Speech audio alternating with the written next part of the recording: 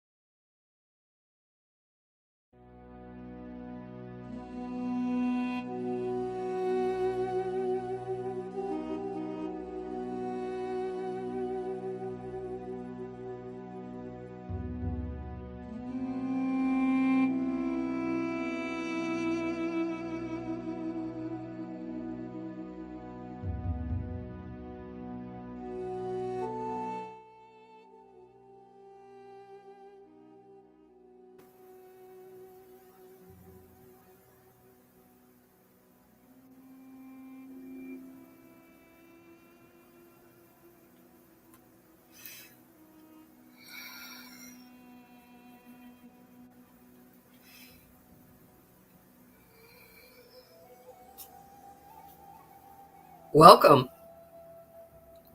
Welcome, wholeness. Welcome, Law of One. That's who you are. You're the Law of One. Let's take a journey consciously to the seat of our souls. As we are humans becoming more each moment, you may call it every day, but it's still just a moment to the divine. We are multi-sensory beings, even if we don't know it yet. We are constantly transforming, even if we don't feel it yet. Our energy is given to us and it waits to hear from us. You go, what? It's listening for a vibration from us to create life. And life has come to do one thing, to create more of life. What? It's come to keep the energy of creation going. I know. That might be hard to believe that's what it wants to do. It wants to create itself again and again and again and again. It's been doing it for eons. Hard to imagine, right? We as human beings, we're limited by our five senses. Don't get me wrong. Our five senses are glorious. They were given to us. They're what our conscious or unconscious ego perception uses to give us a commentary of what outside life is about and bring it into us. But the creator of all that is and is not gave us a glorious sense or the experiences of senses that are not physical, and we get to create with them. Ooh, there are tools. Can you feel it? We get to ask them embodying questions when we sit at the seat of our soul, when we expand ourselves into the unknown, the depths of our unknown. I bet all this time, some of you were thinking that the unknown is the universe out there in the wilderness of the unknown. No, some of it, a lot of it, is within you. The more you make known, you thought, the faster I'll be fixed, and I'm going to live this glorious life. But guess what? You're constantly diving into your unknown self. This is what Ra is talking about. You think you know yourself, but ask another question. Hence, we're like about to embark in book 2. Yeah, that's right. There's 5 books, at least from this author. There are many other books that have been channeled and written. And you say, well, doesn't Ra ever rest? He's a vibratorial being, 6th density. He, at the time that he channeled this book to the authors, he was a 6th density being, consciousness.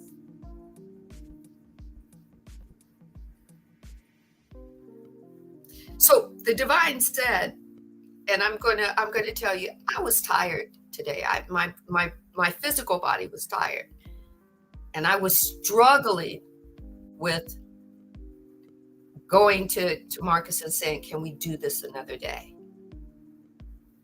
And I said, I just said to the divine, I said, I know you want me to take care of my body, but I'm going to sit at the seat of my soul, and I'm going to ask an embodying question. I feel there's a need. Is it my need, or is it someone else's need? And the divine says, I know your body is tired, but I do need you to open yourself up. There's some information I have to share. You can rest in a minute. In a minute. A minute to the divine might be an hour and a half to all of creation that is listening right now at this point. That's waiting to hear what the divine, the all that is and the all that is not, has to say. It's not just us. It's your celestial spirits that are taking care of you. They're leaning in. What does he want to share? What does she want to share? What needs to be known? So we're about to take a journey. Are you ready? I know I'm ready. I'm ready to find out about multisensory. The divine found something that I wrote a while back when I was first starting to explore helping people understand that they need to know themselves, and not just the universal tools. That you have to bring yourself to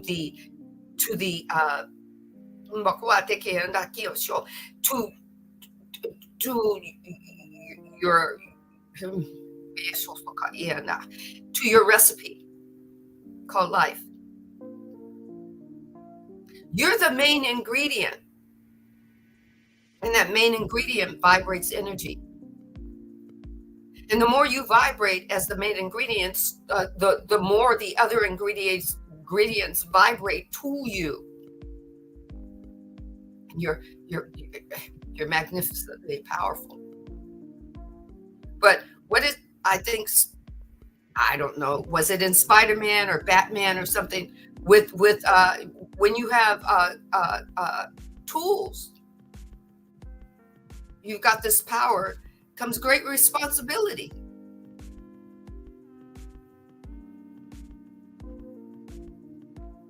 It's left up to you. The laws of the universe, they gotta work regardless of if you're what you might call asleep to it or awake to it, unconscious of it or conscious of it, or whether you believe in it or not. They're working for you. They're listening to you. They're conspiring for you. Why? Because they have one role to do. And they love doing it. They want to create for you, to serve you. And life, it wants to create more life. So in this now moment right now, in this raw moment right now, because it is raw, that is channeling. Every time we read a book raw, that vibration of raw listens, tunes in. It feels the vibration of it. The raw might not even be 6 density social complex right now. That entity might have already went up to 144. Who knows? But they're listening. Are you ready? Because I'm ready. Are you ready, Marcus? Back to you. Or to you, not back to you, to you. Back to me, back to you. Yep. Yeah. I am definitely ready. It was a nice week of our in-between space with book 1 and book 2. And now fresh coming out of the Lionsgate retreat. And wow, I feel really renewed. I feel like there's gonna be a lot of integrating to do, that's for sure. And it's really interesting to see how much we can really achieve when we actually just take the steps, when we give something a try and allow ourselves to see for ourselves, do we really have what it takes to do it? And oftentimes we find that we do have what it takes when we actually try to do it. Or maybe we have what it takes, but there's just a few things that we have to learn a little bit better to be able to then put it together. But yeah, this weekend has really showed me a lot about my capabilities and the things that I can do for others, such as hold a 3-day holistic healing retreat, helping people through subconscious reprogramming, helping them through learning the chakras, as well as helping them move through cord clearing, cutting out cords and attachments that they have in their life. It was a really beautiful weekend. And with that, I just feel really at ease and really, really grateful to be here. Really grateful to share this space today and to be able to share these messages. These messages are, they're really priceless. And if we allow ourselves the opportunity, and if we want to, out of our free will, to try the knowledge or try the wisdom that's being shared and just try to integrate it into your life in some type of fashion, you never know what you can experience. You never know what it could do for you, especially if you hear others such as myself and Sandee talking about the experiences that we're having through integrating this type of knowledge into our everyday life. And more than anything, I know for my own self, I just want you guys to be able to experience similar things that I get to experience from the beauty and the blessings of understanding this knowledge and integrating it so you can feel more connected to the source or to your higher power. And yeah, for me, that's everything. Back to you. Energy soul child. Wow. Yeah, it's like, okay, so we're going to get started. And I do understand why the divine says to do this today. Because it's also about recalibrating, right? So we're going to start with, the questioner says,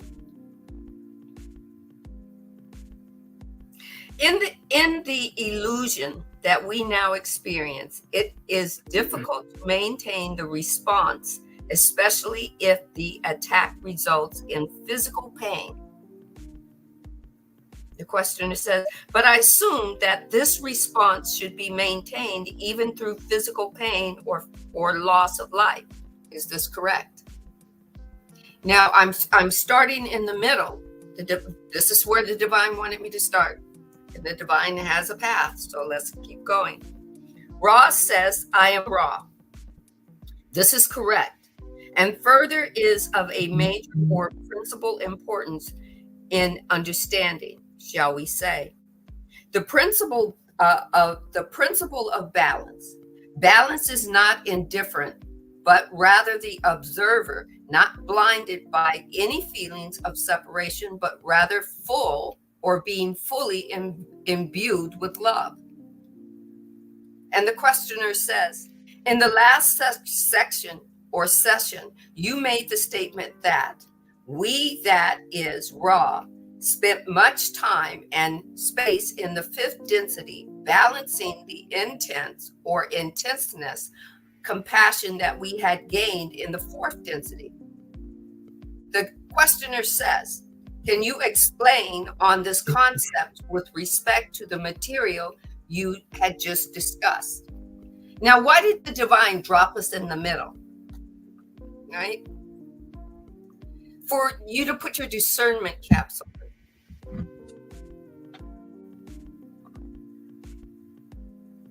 Right? The divine says we're going through physical pain and loss, and it's about how we imbue it with love, because that's wholeness. We go back to the choosing between positive polarity and negative polarity for our higher beings. But also our higher beings don't know anything about our feelings.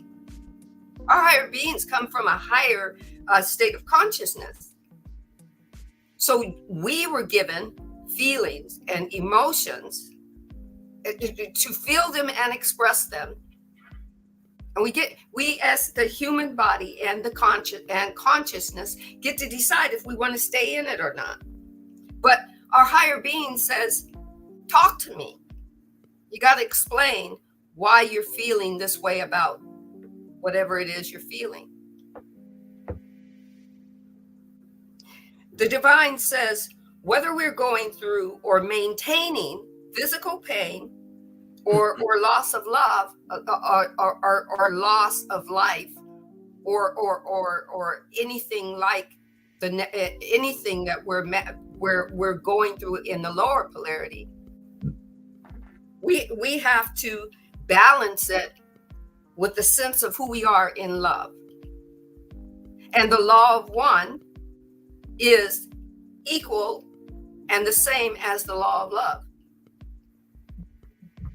They're one and the same. The questioner says,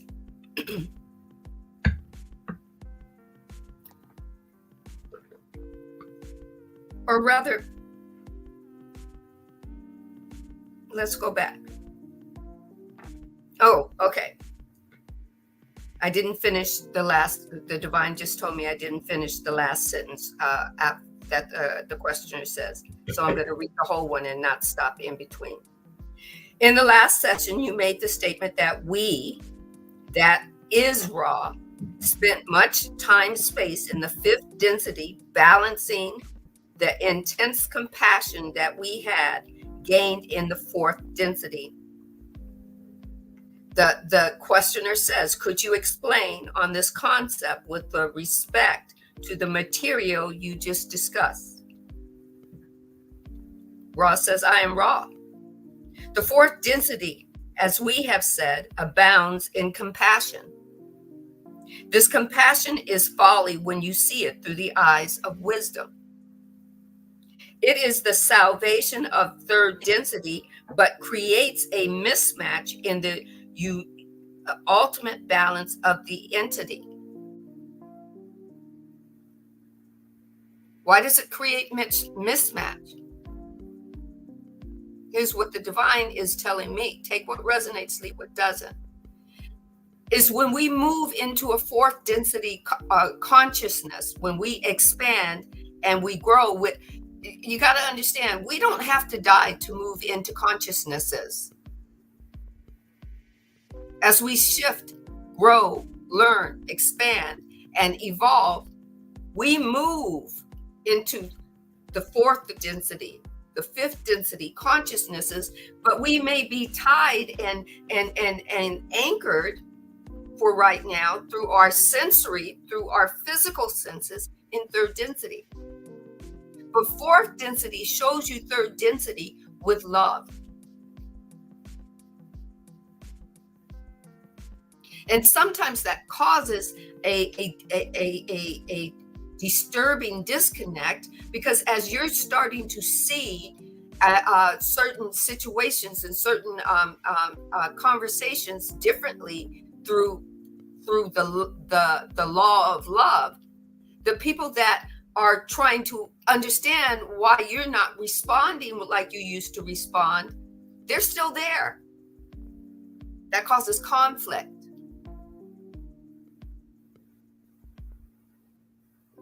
It's your growth and your expansion, but it's not theirs. Right? Did you hear that? It's your growth and your expansion, but it's not theirs. And here's the kicker. You can grow and expand in one area of your life and be totally shut off and in the dark in other areas of your life. And that creates discord as well, or distortions as well for yourself.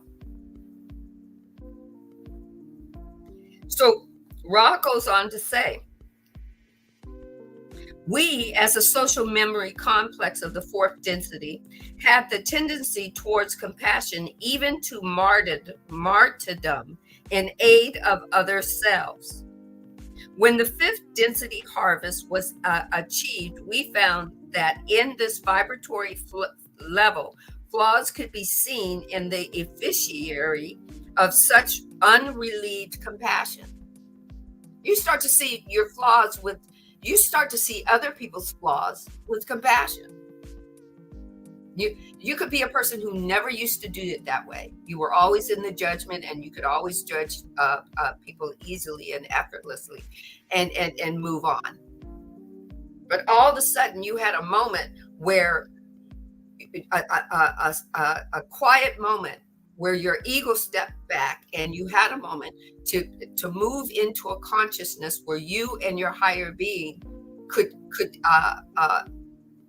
be actively in fourth density compassion with a situation or a circumstance or a conversation. And it moved you and it shifted you.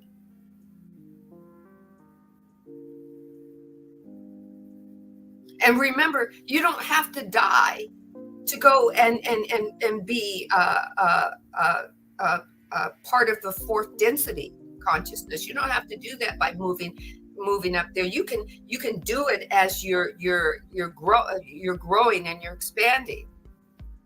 As your energy quotient expands, it expands the consciousness of how you view your outside world.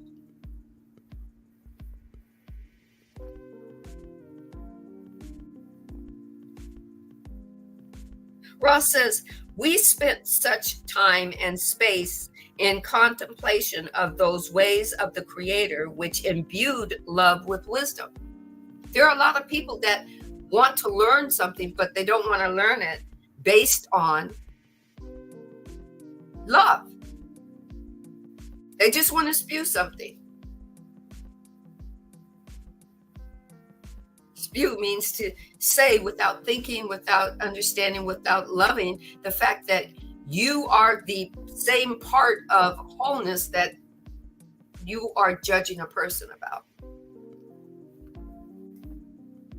Or you're judging a person because they've grown and they've expanded and they're not like you anymore. Or you're not like them anymore. They don't see themselves when they look at you, because it used to be you were their mirror. That's how we bring this information right into our life experience and how we use this information. It's not just using it for the spiritual woo-woo. I got to get to where the divine is. I got to get where Almighty is at. I got to get there. There already came to you when you were already came with you when you were given this physical form. The kingdom of what some might call heaven, or I call the realm of absolute, came with me when I was born into this divineship of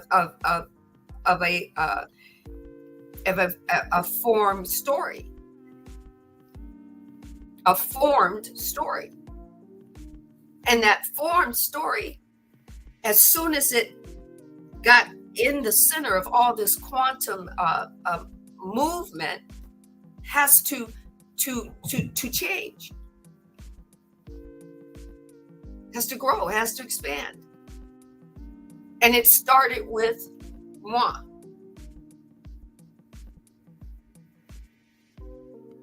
So the divine says, also, tell them what the next questioner asked. The questioner says, I would like to try to make an analogy for third density of this concept. Many entities here feel great compassion for reliving the physical problems of third density. Other cells by administering to themselves in many ways, with food, if there is hunger. Okay, I think it's a run-on sentence, so I missed a comma. I'm gonna slow my roll because the divine says slow your roll. You're getting excited, Sandee. Why, thank you so much. I just read a comment that says I'm a divine teacher. Thank you. But I'm an open vessel to a divine teacher. Okay, the questioner says, I would like to make an analogy for third density of this concept. The questioner says, many entities here feel great compassion for reliving the physical problem of third density, other cells, by administering to them in many ways. With food, if there is hunger, as there is in African nations. By bringing them medicine, if they feel that there is a need to minister, and being selfless in all these services that are great or great for extent.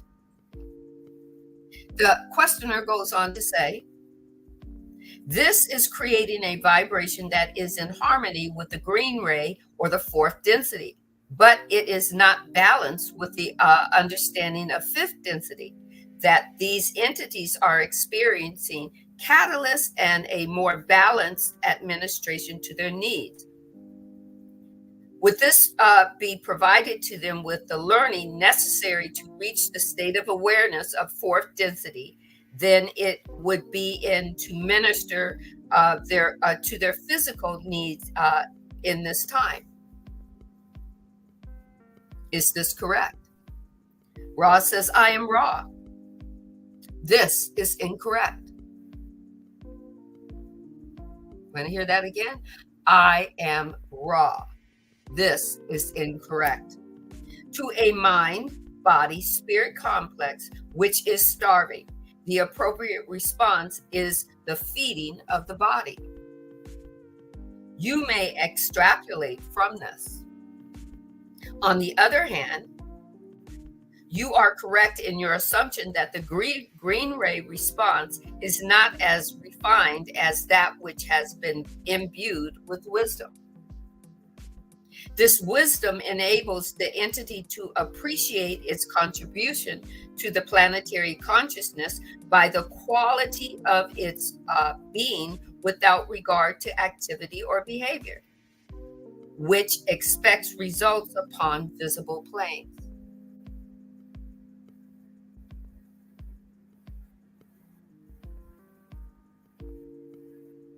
You can feed a person without expecting to get applause. You just do it from your love space, from your heart space.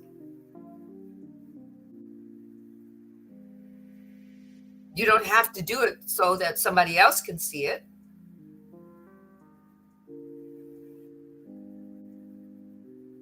You can know the wisdom, but how do you apply the wisdom? Are you applying it with unconditional love?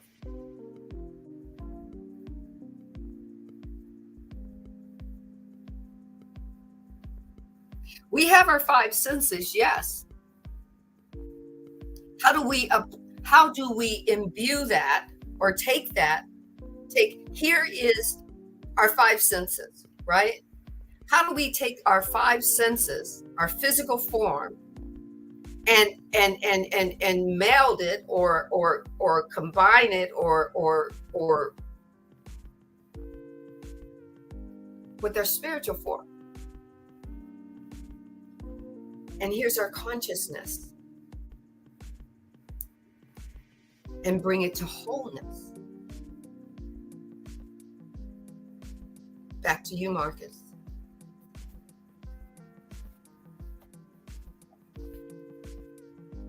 Boom, boom, boom.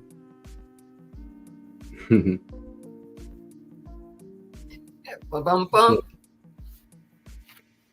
One of the things that I taught over the weekend was about the multi-dimensional layers of the human body or the human being. And I was teaching and demonstrating. Let me find it real quick. Always using diagrams for people so they can get a visual aid of what it is that's being expressed.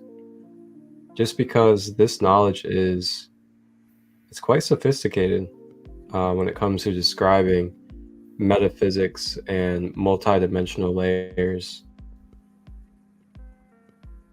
So here in this image,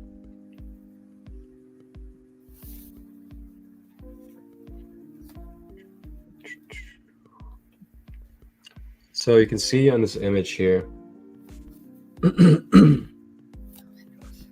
can see that there's many different layers that are contained within the aura. So our aura as a whole is our whole entire energy field. Our energy field is also ran off of electromagnetic energy. And then keep in mind when you're looking at this two-dimensional image that this is a two-dimensional representation of what is three-dimensional and beyond. So this image here is still, according to our eyes. But keep in mind when you're observing and studying that this is a representation of something that is living, moving, constantly in motion. Our energy field, that is, and our whole entire being is always vibrating. It is always shifting energetically. It is always in constant motion. And whether we are conscious or unconscious of ourselves in our day-to-day life, this is still happening and still going on. And with that being said, all the things that we are energetically consuming, that we are experiencing and absorbing into our energy field through our magnetism, it can begin to cause distortions. It can cause blockages and density within our energy field.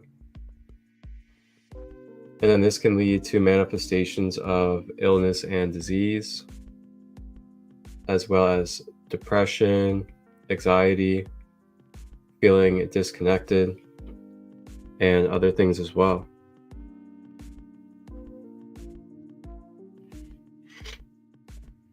So the thing I'm going to hop on over to with this, when it comes to what it is that we read, with the merging of the physical with the higher self, the merging of the human ego with the universal consciousness. So when it comes to our human being, this diagram is showing you the in-depth details, the more finer details within that, of how it is that you can merge or integrate your higher self into your lower self. So you can think of your lower self as the physical human being. The higher self would be your soul, which is beyond your energy field, beyond your aura, beyond this earth and existence here. So if you look here at this image, layer 1 is the etheric body. The etheric body is also known as the energy body or the light body. And that energy body or light body, due to its position of being the first layer outside of the physical body, it is referenced as metaphysical, due to it being between physical and pure spiritual light. So along with this energy body or metaphysical body, this is where the chakras reside as well. So our chakras, chakra in Sanskrit means wheel of light or wheel of energy. So these wheels of light or wheels of energy basically act as rotating portals or gateways for layer 1 to 7 that you're looking at in this diagram to be able to be experienced, expressed, and integrated into layer 0, which would be the physical body. So without these energy centers called the chakras, without our whole entire light body blueprint, there would be no bridge, there would be no mapping system, there would be no matrix to be able to experience the other layers or dimensions of our aura. So with that being said, the more that we are clearing our energy body, the more that we are aligning our chakras, the more that we are keeping our meridian centers open and flowing with our chi and prana, then that light body system will be more online. And the more online that light body system is, the more fluid, the more clear, and the more integrated layer 2 through 7 is in balance and flowing through in a healthy fluid motion your physical body as well. So with that being said, this is also a key to our intuition. Our intuition is being able to have natural guidance from higher consciousness flowing through us.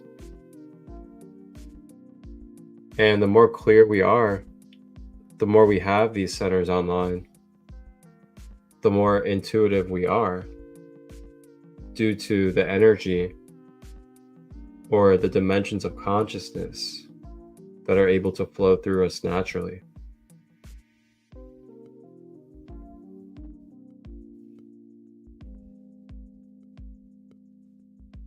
So each chakra of the 7, they are all related to different mental, emotional, and physical states of our human being. So for example, your third eye chakra. Your third eye chakra governs your perception. It governs your manifestation into the world. It governs your intuitive and psychic senses. Along with this, it also, whenever it's blocked or has blockages in it, you're then more prone to having nightmares and insomnia.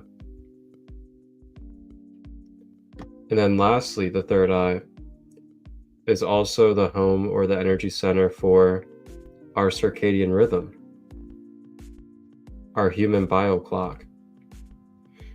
So when you learn these kind of things, you can actually address directly at the chakra through chakra practices, frequencies, and more. You can go directly to all of these different traits and all these different things that it represents to then start being cleared and being recalibrated and balanced by directly going to the chakra instead of trying to do one thing at a time from the outside in, so to say. You can start from the inside out, and what you can do is you can start at the root cause and then clear out the roots that lead up to it. So yeah, just to close out on that, when it comes to the actual finer details of merging higher consciousness with the lower self, these are the kind of everyday life things that we can focus on in order to achieve that, or in order to have a more deeper connection with this nature. Back to you.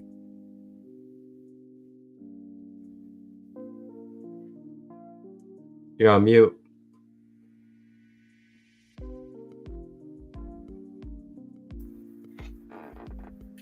Forgive me. My dog was having a bad dream while he was speaking, and I kept having to, kind of calm him, So, but he's better now. He's rested. He's back to sleeping and snoring. What I was saying was, I love it when a well-oiled plan comes together, as B.A. Baracus used to say. On I think it's the A-Team, right? It's the wholeness of the divine has everything gloriously orchestrated for us. Even though the divine is perfect vibrational energy that has entered into a lower dimensional life form, does not say that the divine stops being perfect. The divine is experiencing a realm of energy that the divine is creating itself as. That's all Ra is saying. Every time Ra refers to the law of one, the one true creator, that's us. We're just in human form. As many other realms that the divine plays in as itself, we're one of those forms. We're a part of that wholeness. The questioner asks, would a perfectly balanced entity feel any emotional response in being attacked by they call it the other self? And Ross says, the response is love. Yes, this is correct, but the response is love.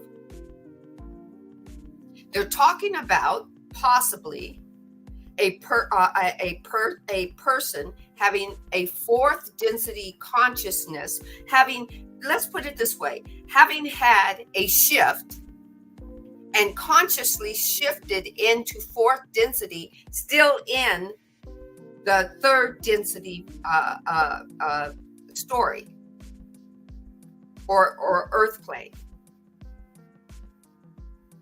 We can do that. We've probably done it and probably going, how come I see things differently? I remember when, 2 years ago, this would have devastated me. And now it doesn't even faze me.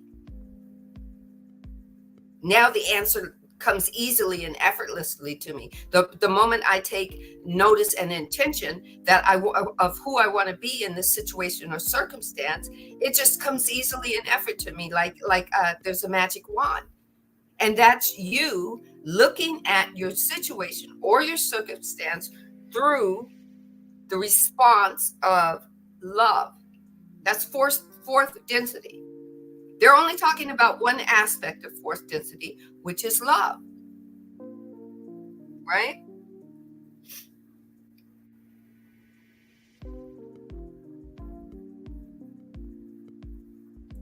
And this is saying this is how you can become this balanced entity. Doesn't mean that's all you're going to always stay that way. That's why you have many people waking up and learning or adhering to their gifts and talents and skills and honing them in and create being creative with them and growing with them so that they can help you utilize it and take it for you. Not just to make money or have status, though there are people who do that. And they get to do that. Why? Because that's an expression that that's a life story that they're expressing. They get to express life from lack, or they get to express whether it's a lack of love or a lack of money or whatnot. They get to express their story from that,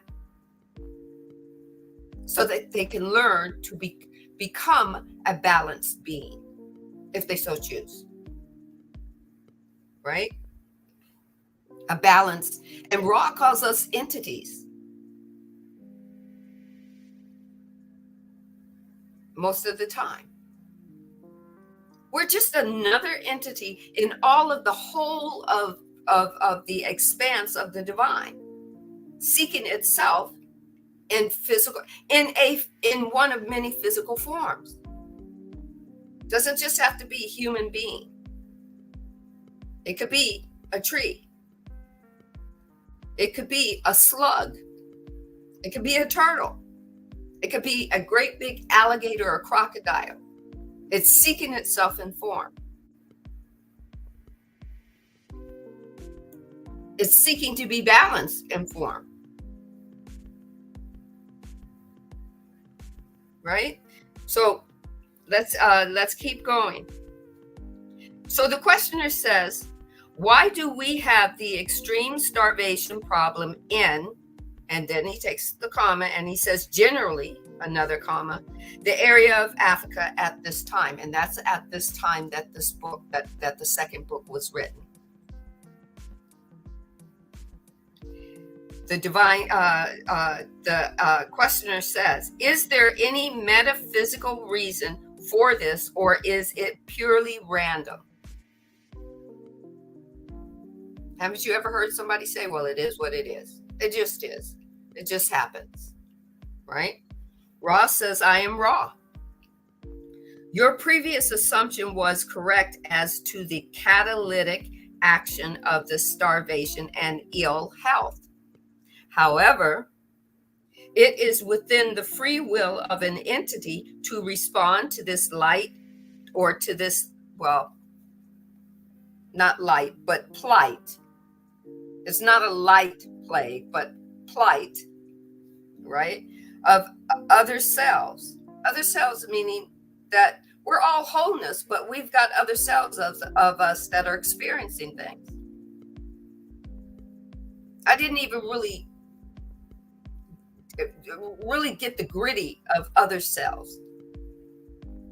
Marcus is experiencing one self, and his other self, known as Sandra, is experiencing something else. But we're both wholeness and we're both divine. So Ross says, however, it is within the free will of an entity to respond to the plight of other cells and the offering of needy or needful foodstuff and supplements or substances is an appropriate response within the framework of your learn, teach. You learn how to be a giving person. You learn how to be a compassionate person. But the gift of compassion you were born with. Because you never used it, you learn how to use it. The gift of compassion is within you, but you have to call it forth and then learn how to use it and use it with wisdom and understanding. Learn how to use it from the gift of giving instead of a gift to yourself of hoarding. Right? Ra goes on to say that that within the framework of your learn/teach or teachings at this time, which involve the growing sense of love for and service to other selves. Remember the last time we talked before we took our break between book 1 and book 2, we found out what service to others probably means. I know what I found out it means for me. Service to others means that it's service to all, to the wholeness, and I am included in the wholeness. And then the negative polarity is service to self only. You don't give a fuck who you climb over to get what you get, just as long as you get what you get. And then your intent is to keep what you get at all costs.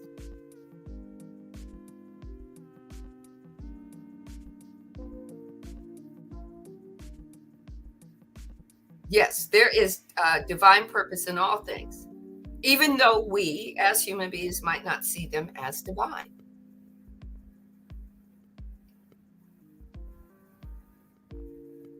Right?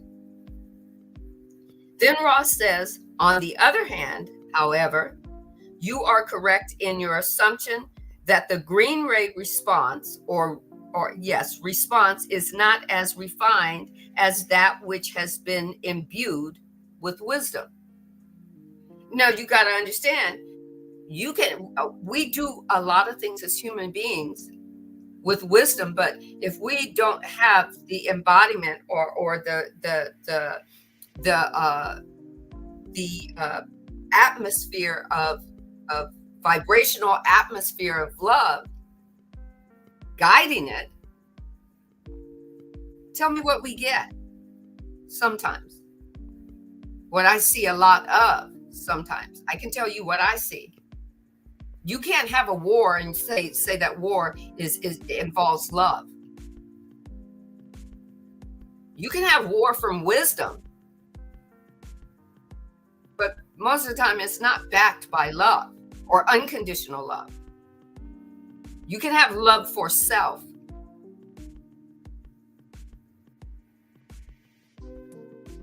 but war can't be for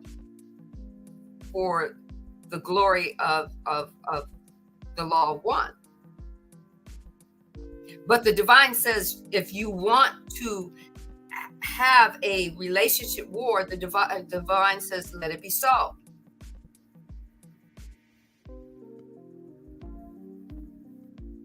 Do you get that? Take it or receive it. I kind of understood it, because as a kid, I always wondered why we have so many people dying for war. Why can't they just be peaceful? That's what I used to up until about my junior high school, last year of junior high school, first year of high school, when I had to take civics and all that other stuff. I just couldn't figure out why people just wouldn't love each other and stop killing each other.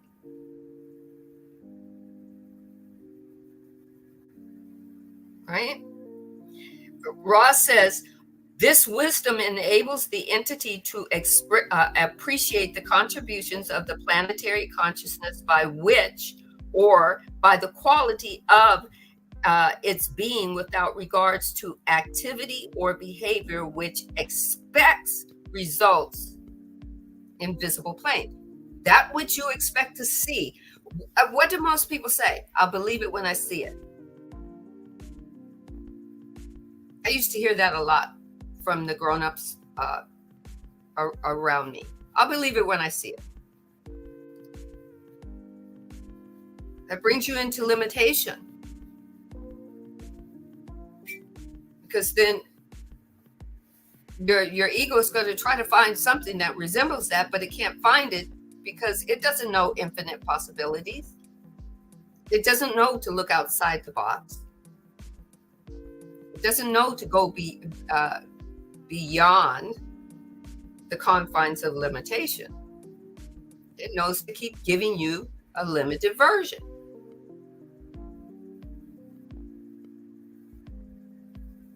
You're the entity of creation.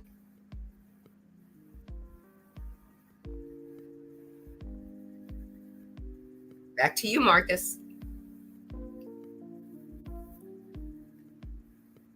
The entity of creation. The entity of creation. So do you mean that in every moment I'm creating myself? And at every moment when you're looking at someone else, you're looking at them creating themselves.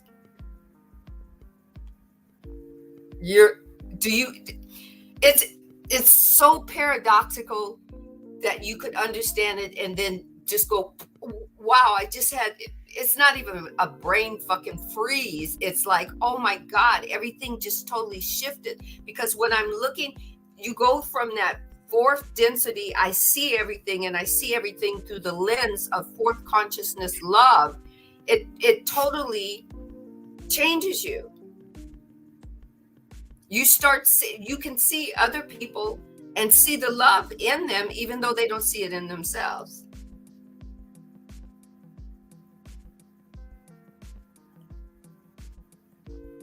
Right? Oh, yeah.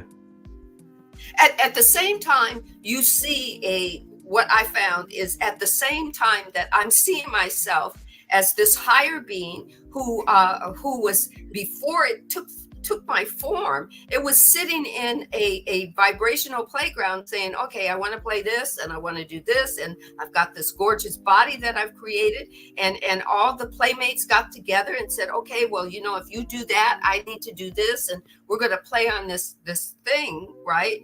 And when you look at, and I'm going to use the example that the questioner used, is people starving in Africa. When you look at that through your form eyes, and you feel that, most people, they feel that with their emotion, I can't believe people are starving in Africa. I can't believe this is happening. That we're at this world where nobody should be starving, blah, blah, blah, right? But here's the thing is, once you get to once you move up the densities or the consciousness scale, and you start to see it through a different conscious lens, then you look and see that they're all having the story that they're playing out. And at the same time that you want to, for me, I want to help and I will help. If I can give it, if somebody says, do you want to donate to, the children's homes or whatnot, I do donate. What I put out comes back. But at the same time, they're having the story about lack. They're not seeing themselves through the lens of prosperity. And prosperity, I'm saying, is through the lens of being prosperous, where they eat, at least to have one meal a day. So you got to say, well, how do I help the form and get the higher being have the story that moves them forward. I know I can merge my body and my form, but how do I teach somebody else how to do that without usurping their free will? That's what Ra is saying. These people have the ability to change their story. They're not starving just because somebody's keeping something from them. They've got a spiritual story that's going on of expression. And when you actually get to that part in it, it blows your fucking mind, because now you're kind of going, okay, I got to throw the rake out of the yard because the rake doesn't work on the grass anymore. I got to go get me a proper lawnmower. And then I've got to find one that works on the top grass as well as on the soil without stripping the layers. That's definitely the divine, because I don't know nothing about mowing a lawn.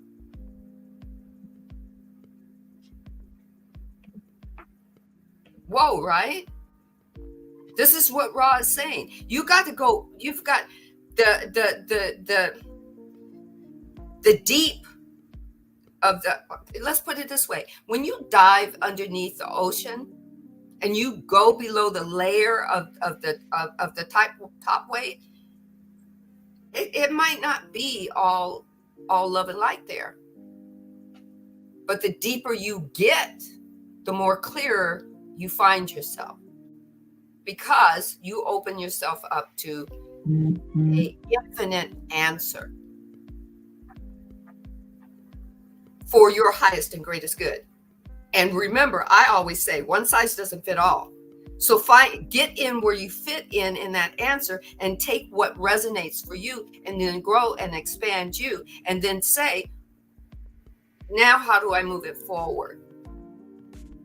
Ra is telling this guy, them starving is not just about what you see.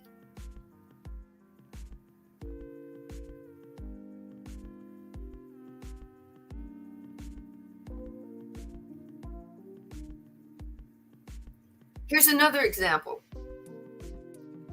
You could have something going on in your body, and you could go to Marcus and say, well, I need to eat better. I need to do this. I want to take your workshop, or I want to do your retreat or whatnot. But if you are not 100 completely vibrationally on board with your healing, no matter what he gives you, no matter what diets he suggests to you, no matter what you take, if you are not vibrationally embodying you and your healing, what the fuck is going to happen?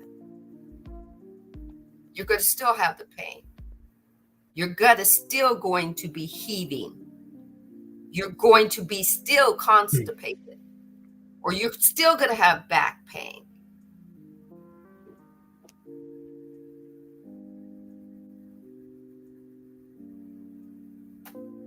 Right? You can look at him and say, "Oh, you look so great. You do so well." Blah blah blah blah blah. But if you don't bring it back into you and get to the center of you, the one where all the creation, all that energy is stored, it ain't gonna move. He can't move it for you. I don't care what I do. If I go to Marcus and say, I got all this back pain in my lower back, and which sometimes I do, and I'm internally working on that, but that's me. I have to go into me, and some of it is either physical, or some of it is spiritual or mental. I have to go find that.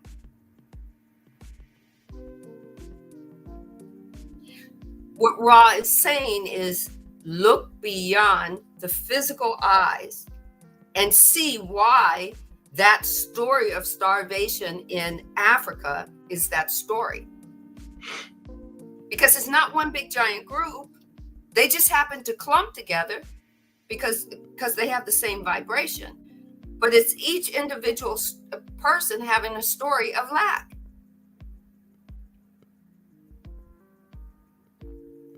Doesn't that blow your mind? It's not saying, I think I was reading some of the book, Think and Grow Rich, right? And the guy was saying, well, there was like I said, you take what resonates and leave what doesn't. And this part did not resonate with me. The guy was saying that it's not about you going out and giving somebody money when they're hungry. It's you teaching them how to go out and get their own. And I said, well, what I put out, I get back. So if I help this person eat for today and then give them the opportunity that they can come and learn from me, that's okay. But I'm not going to turn my back and not let this and let this person go hungry. And I had a friend who says, no, you have to let them go. You have to let them be. And when they're ready, they're going to figure it out. But I said, but if I have it by me, I'm going to make sure the person eats. If I have it by me, if you never know when a woman who's living on the street is having her period and she needs, I can't buy. I had a friend who says, well, instead of giving them money, I just go buy them something. What if they don't need it to eat with? What if they need it to buy tampons or socks or underwear?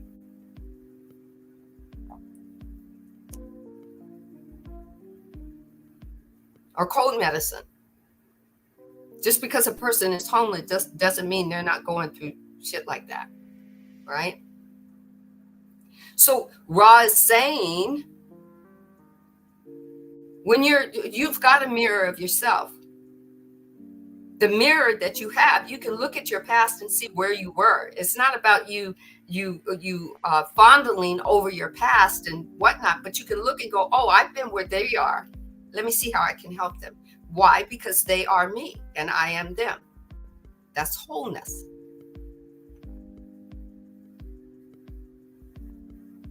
We can see I remember my mother telling me that there's a very thin line from having a home and being homeless. It's a very thin line to cross. Doesn't take much.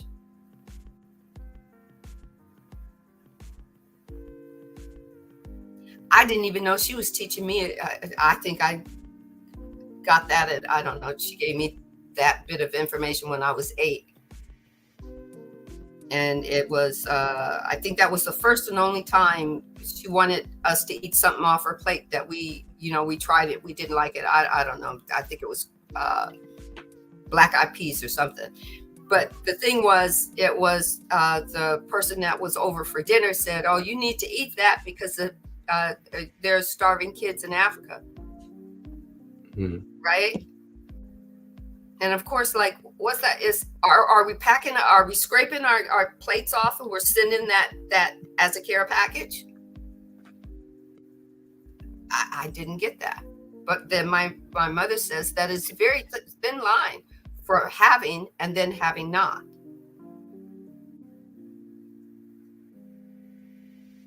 And Ra is saying the same thing. Look at the whole picture.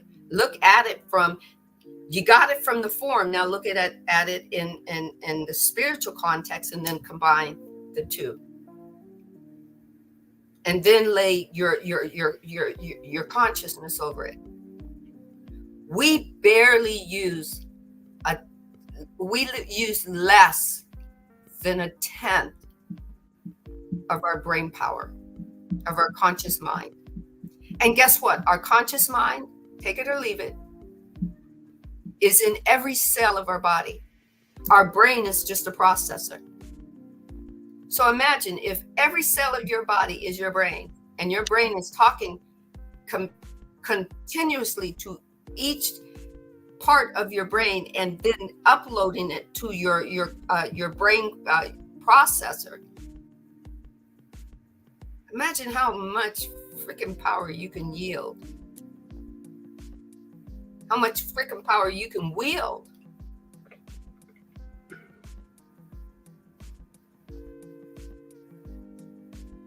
And that's how Ra is trying to get us, get us from seeing the problem here. And he says, open it up and see it here. And start to bring all this, incorporate all this vibrational information into it. Possibly. Back to you, Marcus.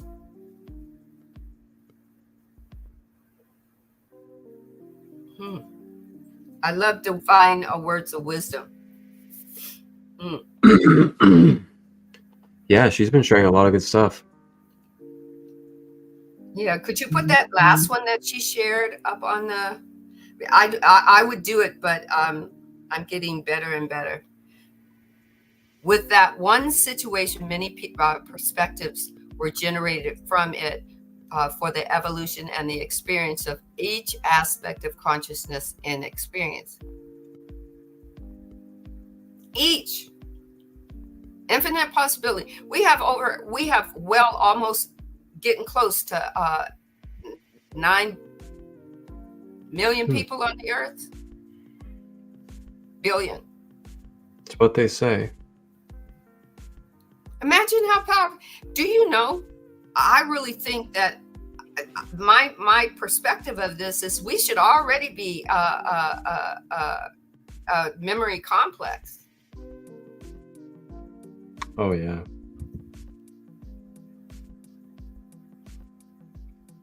A little bit of resistance along the way. Yeah. Imagine. Ra just says that the response to the problems that we see is love. And when they wrote this word love down, the divine says they forgot to put unconditional love. Not just love, not borderline love, unconditional love.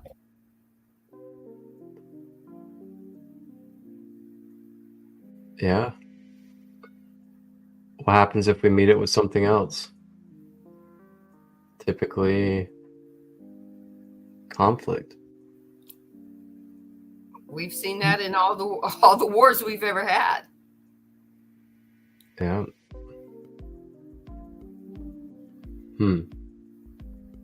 But if you meet it with unconditional love, the same kind of love that you want to see somebody give you.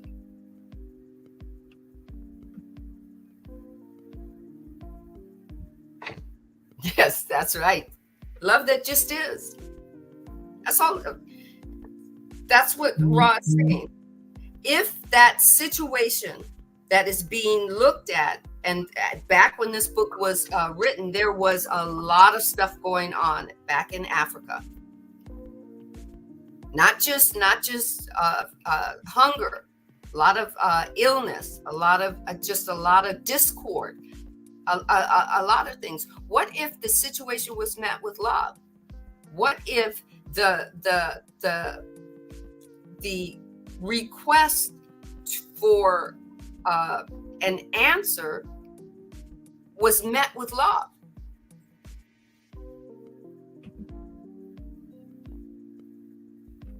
I'll give you the question again. The questioner says, would a perfectly balanced entity, I love being called an entity, feel any emotional response in being attacked by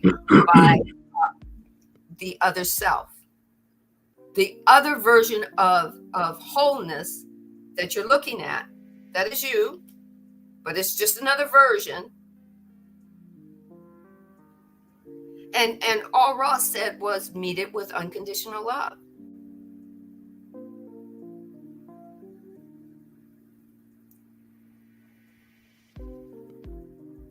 Right? You could say, well, my unconditional love is before, because we go to, like, somebody comes at us And the first thing we want to do is just react. Bow, right? They're coming at us, and we just want to go, I'm going to knock you out. Or you go, I'm going to step back. What the fuck is going on with you? Talk to me, right? I'm ready to listen. Unconditional love is saying, I'm all ears. If they're ready to talk. If not, then my unconditional love is for myself. I'm stepping away. Because I unconditionally love me, and I don't want you to pummel me. And also, I don't want to fight you because I don't want to hurt myself. That's unconditional love. Either it's unconditional love, I'm going to try to dissuade, try to calm the situation down and say, tell me what's going on, because it can't be me. What am I reminding you of? Or unconditional love, I want to protect myself. I don't, you know what? When you calm down, I'll be here for, to have a conversation and get the hell out of Dodge before somebody pummels you, or you're in a situation that isn't for your highest and greatest good, and it won't mirror back to somebody to be their highest and greatest good. Now, yes, the situation might not be an easy one, but if you're looking at a third density construct from a fourth density lens, you might see the unconditional love for both of you as, I got to walk away.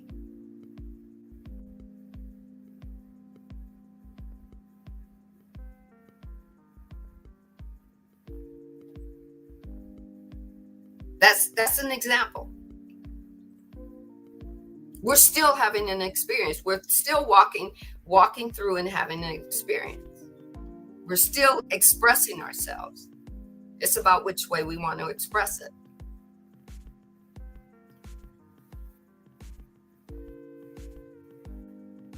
You are bringing me back. Now, I am bringing you back to what? Back to one? Another version of unconditional love is to also allow the experience to just be without judgment. Exactly.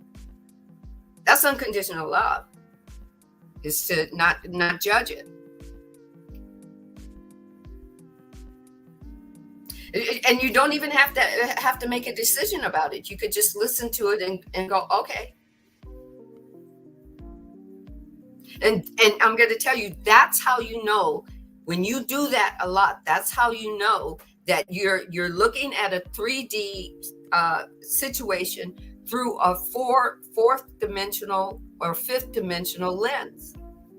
It's when you just go, okay, you know what? I just got to let this be. I'm not going to have a response to it. I'm going to walk away. And it doesn't matter what, somebody else says, you're just being a coward. You just walk away and let it be.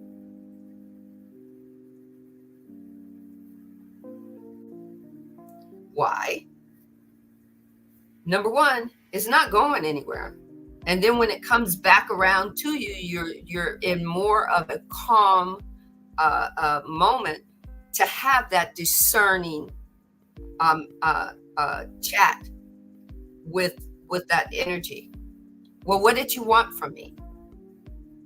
What was I supposed to yield to myself to understand it? Then once I understand it, then you say, what type of person am I going to be when I speak to this person about what just occurred? Am I going to do it through unconditional love? What's my unconditional love going to look like?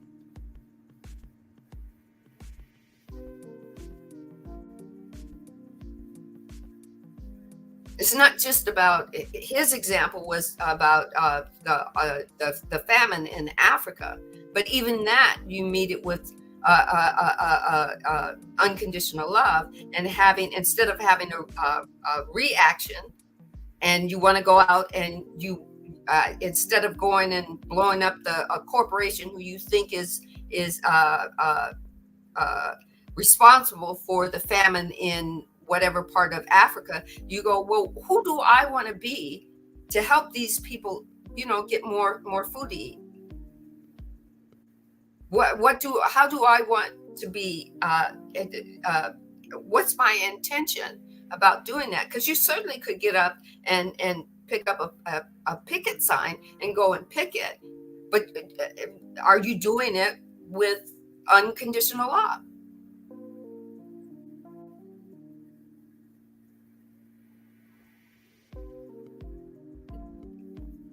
Is that is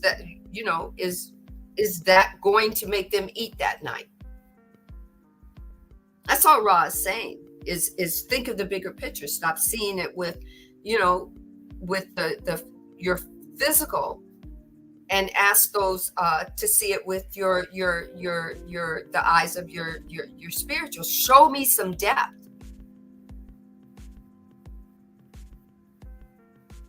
And the divine didn't say any living life was going to be easy. The divine asked the higher being, do you want to go down there? Oh yeah, you want to go down there? Okay, well, we'll put everything in its proper place. We'll give you, create, here's the clay, create Sandra the way you want to create Sandra. And then when it's time for you to enter her body, we'll let you know when it's time, so that you can take that dive into her and become, merge as Sandra.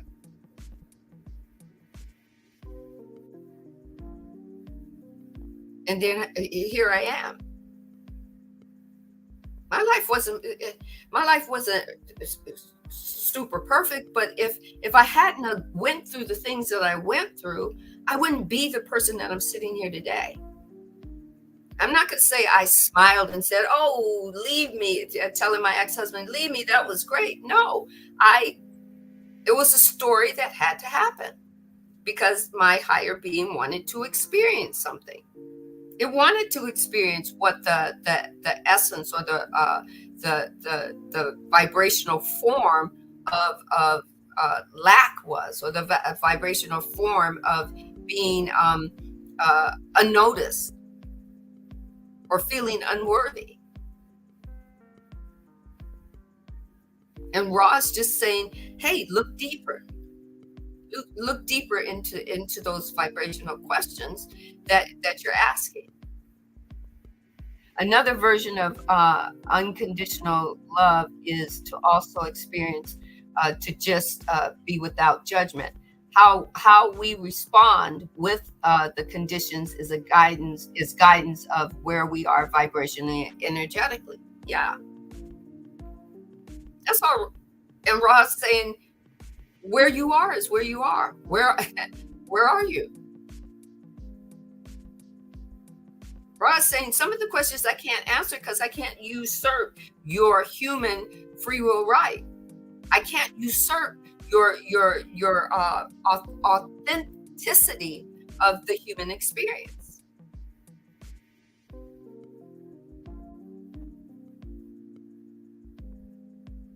But I can tell you, dig deeper.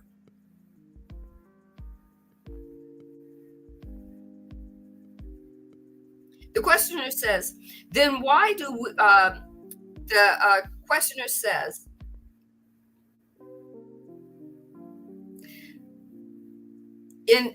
this is creating a vibration in harmony with the green ray or the fourth density, but it is not balanced with the understanding of the fifth density of these entities are expecting a catalyst and more balanced administration.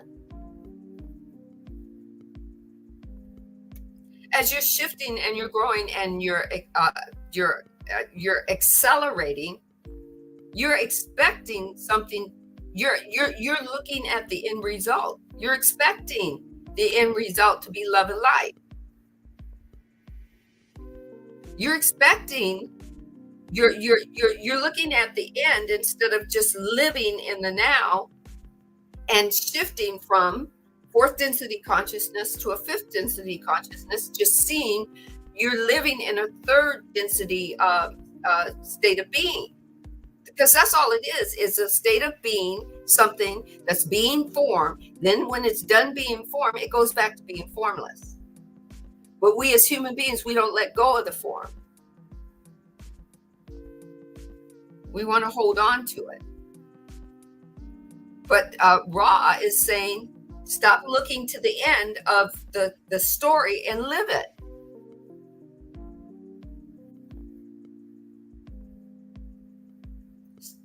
Just stop being the one that says, I'll believe it when I see it, and just go out and step out on what people might say is faith, and just go with the flow. Imagine what life would be if we just all had this experience of living life right here with us in this big bubble called me, and me having all these infinite possibilities and all these stories, and Marcus was next door in his bubble sitting having all of his stories and everything, and every once in a while we crossed each other's story and we had a great time, and then we go, oh, that was fun, and go back, and we're not in each other's polarity stream. We're not in each other's higher polarity and lower polarity, making judgment about it. We're just as kids looking over and going, oh, this is cool. Hey, are you having fun? And Mark is saying, yeah, are you having fun? I'll say, yeah. Want to come over and visit? Oh, ask mommy or daddy, can you come visit with me for a little while? And come visit, and then we play. That's all our higher beings wanted to do. They didn't want us to make it about work. They just wanted to have an experience and just keep experience, let go of one and do another. We're the ones that made a. Okay, the divine says we're the ones that believed that we made a mess of it. I love how the divine said that. We believe we made a mess of it. And if we believe we made a mess of it, then guess what? The divine is going to say, let it be so. Back to you, Marcus.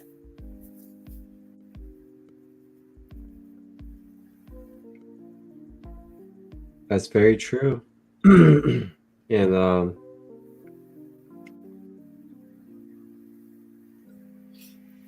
so I was talking about the subconscious mind and programming on Saturday. And part of that teaching is I was emphasizing and talking about, the beliefs that we are choosing to believe, the words that we are choosing to cast on ourselves and on others. And, I use an example of the doctor.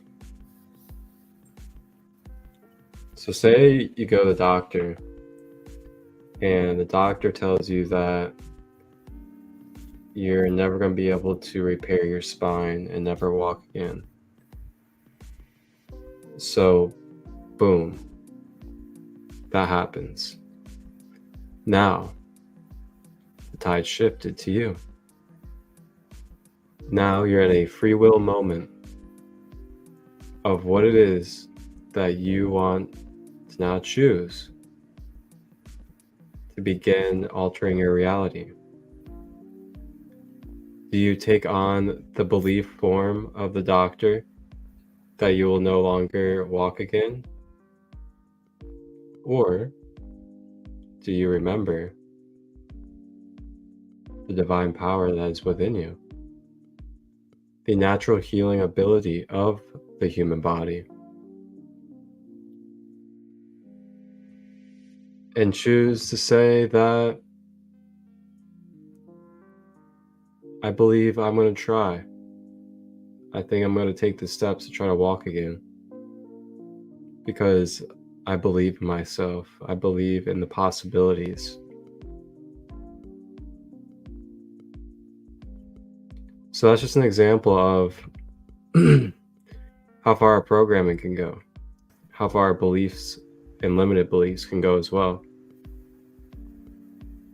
And keep in mind, this applies for everything in our life. Whether it's family, friends, community, whoever it may be, teacher. You do not have to believe what they are wanting you to believe. And I just remind us of being able to see through labels, being able to see through classes and pedestals, platforms, names and images, as sometimes we can kind of blind ourselves as human beings due to attaching to these things, these words that I just used, such as, class or a label, or, this person is certified in this, or they are at this degree of this. Just remember that there's still room for them to not have beliefs or information that does not resonate for you, regardless of that status.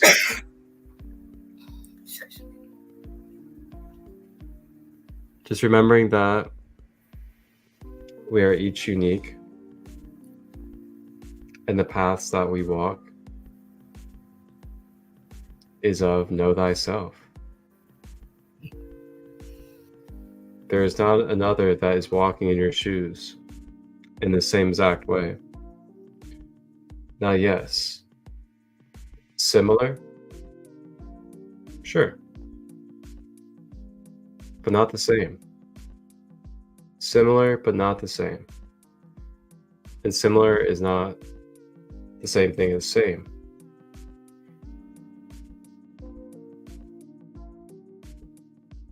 So, with that being said, I invite you all,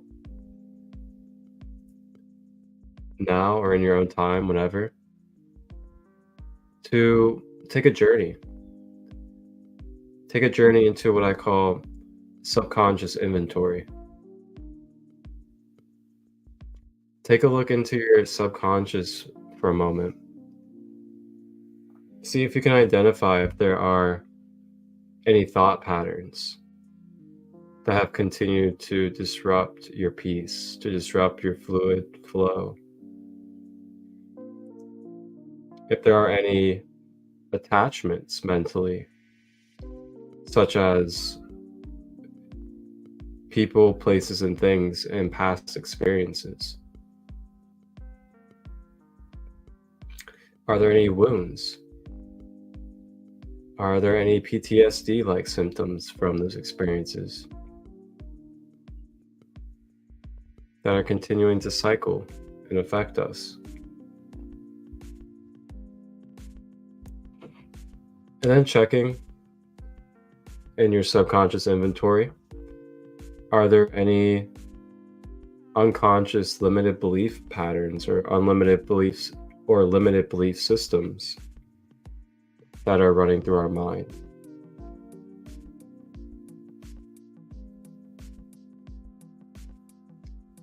And I oftentimes do this inventory on myself, if not daily,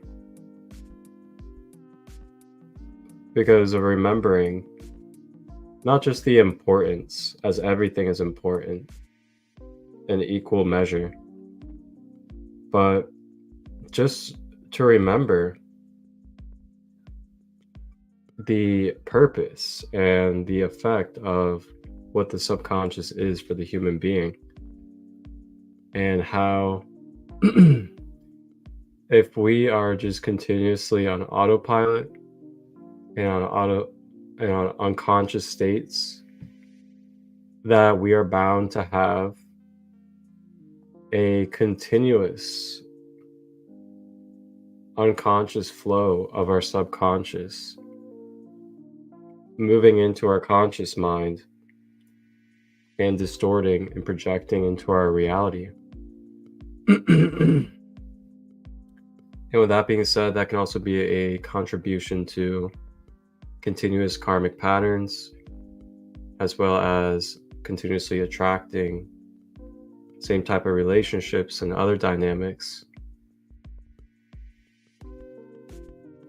So the subconscious mind, also known as the causal chakra of the 12 chakras. Remember, it's always collecting information. It's a autopilot container, basically. That whatever you're watching on your TV, whatever you're listening to through the radio, whatever it is that you're seeing going on with your roommates, your parents fighting, all these different things collect through our conscious mind into the subconscious.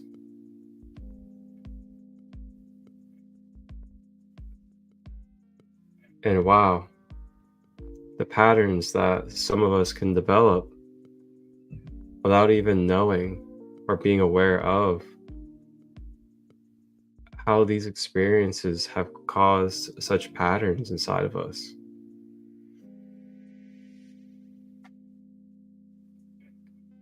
And then that's where inner child healing comes in. Generational pattern clearing.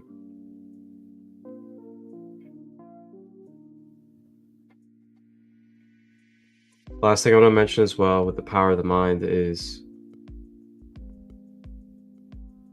man, remember that turtle medicine. Remember that turtle medicine. Slow it down a little bit sometimes before we speak. Remember to ground a little bit. Remembering how powerful, how potent the airwaves are that come out of our vocal box. Very powerful and very potent spells that we cast.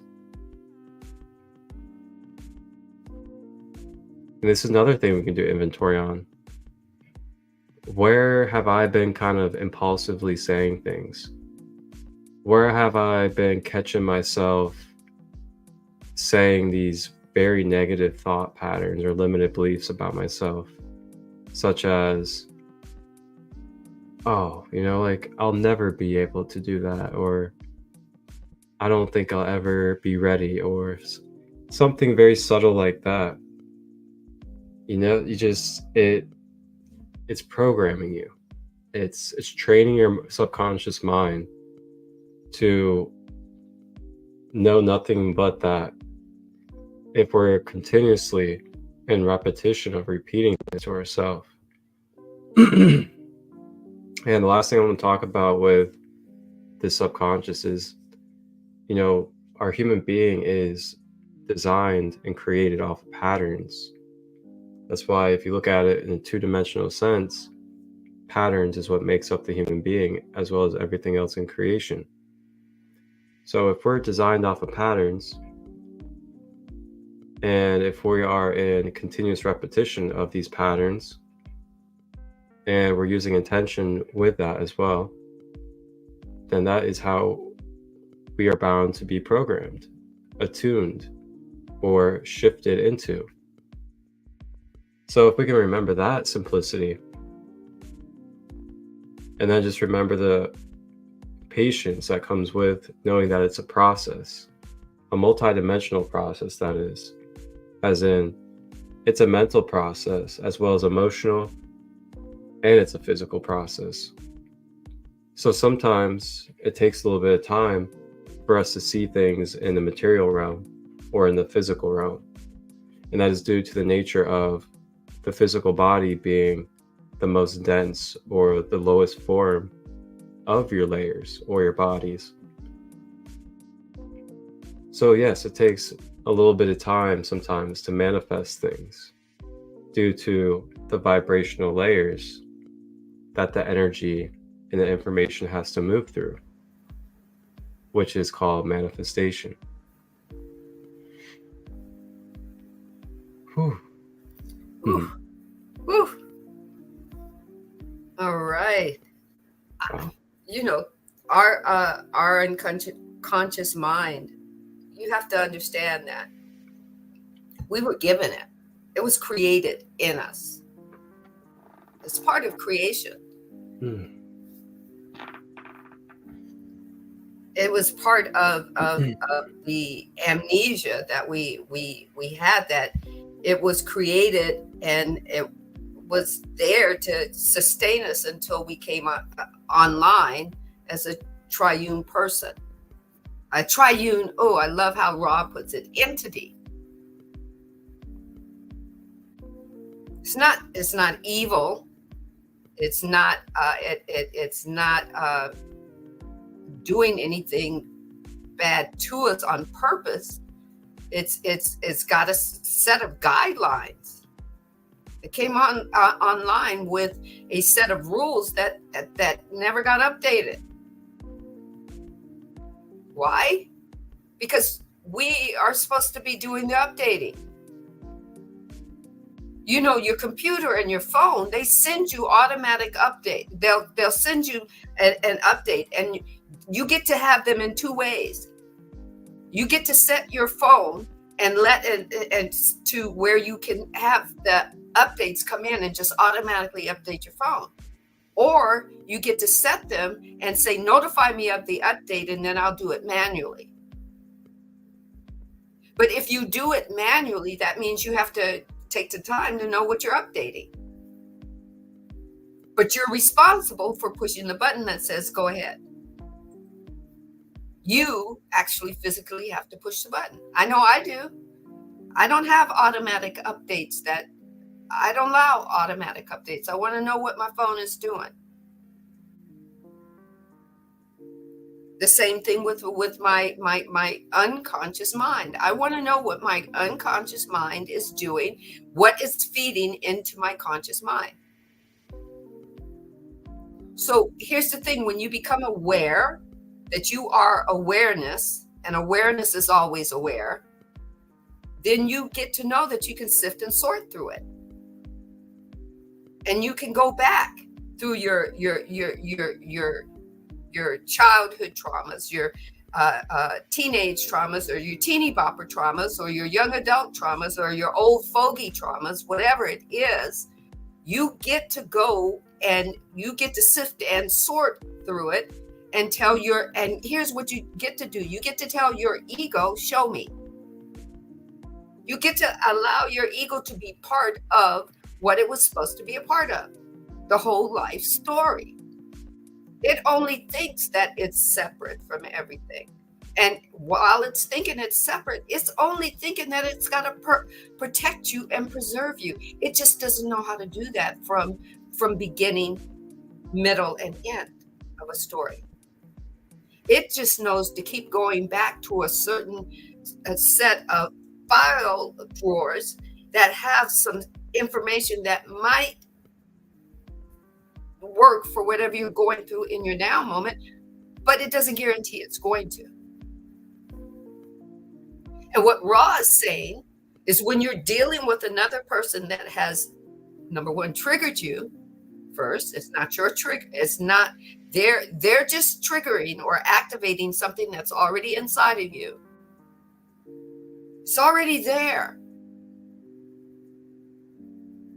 Even if the person is just being a negative naysayer, or even if that person is just being a bully, the moment you get triggered by it, or you have an automatic response to it, you either get to do two things. You can respond back, and you can respond in a manner that might be considered negative, depending on how you view it. And usually that's not until after you actually go into automatic, fight, flight, or response mechanism.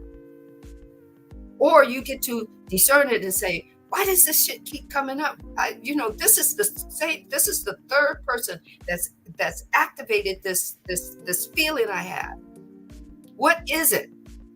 Show me that which I cannot see with my physical eyes, because I'm not seeing it.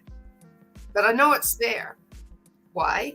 The moment you say that, you become aware. And the moment you become aware is the fact that awareness is aware that you're aware. Did I just kind of totally fucking confuse you? But that's what it is. The moment that you become aware, its awareness is saying, you're aware. What do you want? What do you want to do with that? And then you say, I want to sift and sort. I want to find out why this shit keeps coming up. Because I can't do it no more. Every time I get rid of one boyfriend and I find another one, the same shit happens. It's just a different person. Well, what's the main component in that? Sandee has to say, me. I don't like it, but the main dot in it, the main big dot with all the guys or all the gals hanging around being the same kind of shitty people that they are, that's me. Now, no, I'm not responsible for their shitty person that they are, but that energy that was attracted to me came to me for a reason. What programming do I have going on in there?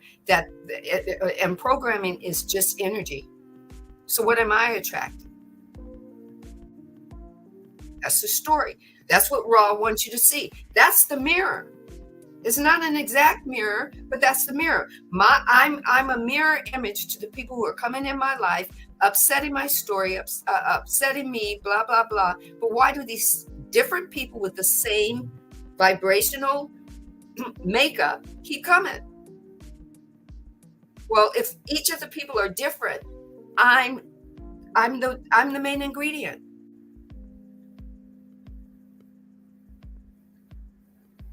If I'm not sifting and sorting and looking and changing and updating and hitting the update button, who is? And if I find out who that other person is that's updating and it's not me, I need to break some knuckles because they're making me feel awfully bad. And we know it's not somebody else. We know Sandee doesn't have to go break somebody else's knuckles. I need to do it to me.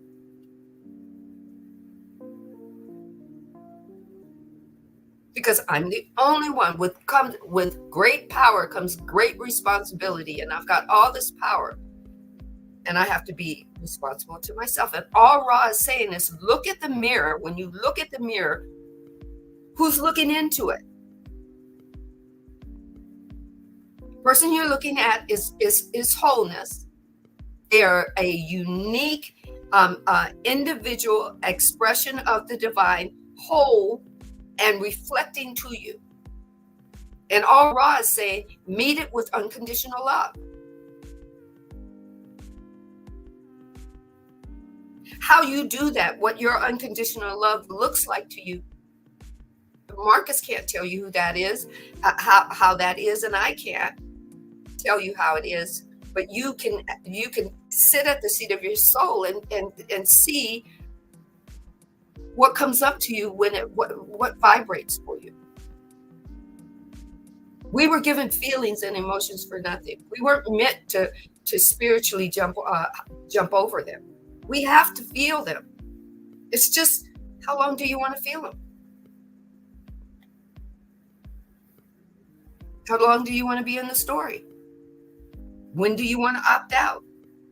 And guess what? You don't ever have to opt out. You want to be a victim?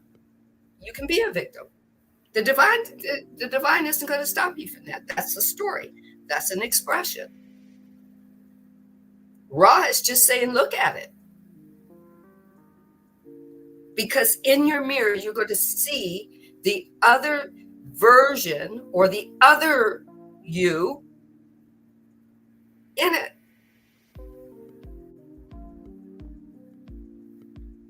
And if it isn't in alignment with you, you get to release the other you. You go, oh, that shit. That's like some fucked up shit, right? How could God do that?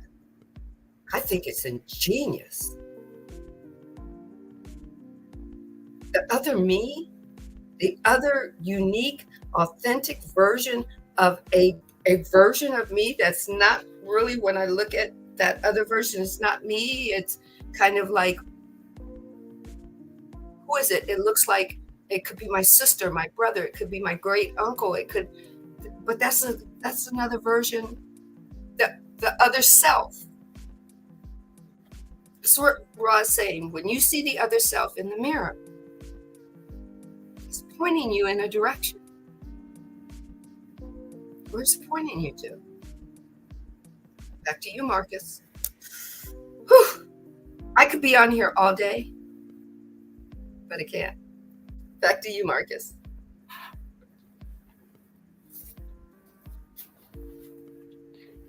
Are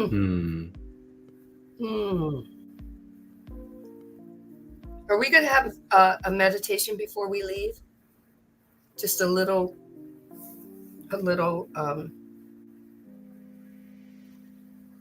scan. Do we have time?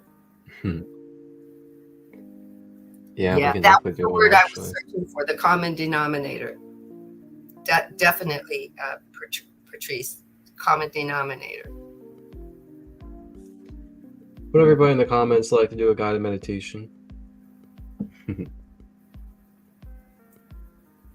Put yes with a green heart. Yes.